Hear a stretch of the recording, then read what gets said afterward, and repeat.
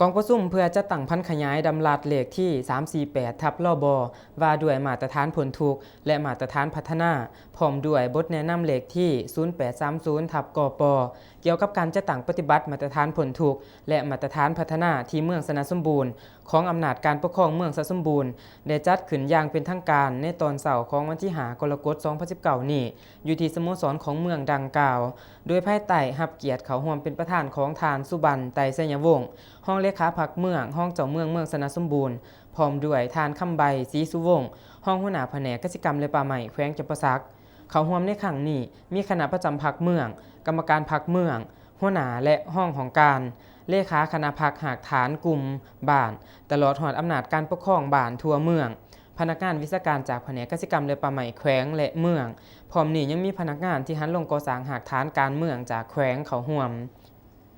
โอกาสเดียวกันนี้ทานสุบรรณไตรไสยวงศ์ห้องเจ้าเมืองเมืองสนสมบูรณ์ให้เกียรติกล่าวไขกองประชุมซึ่งทานได้ให้ความสำคัญว่า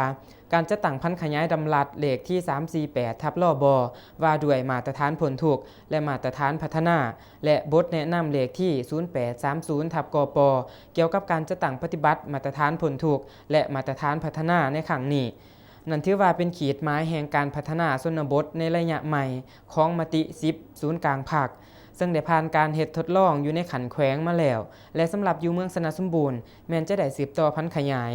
ดังนั้นจึงได้เปิดกองประชุมพันขยายเสื่อมซึมดำรัสดังกล่าวให้แก่บรรดากรมกองของการตลอดหอดอำนาจการปกครองในบ้านทั่วเมืองให้เข้าใจ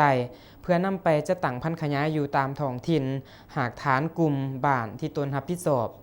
ทั้งนี้ก็เพื่อเป็นพื้นฐานให้แก่การกำหนดเป้าหมายแก้ไขความทุกข์ยากในใส่สร้างครอบครัวบ้านพัฒนา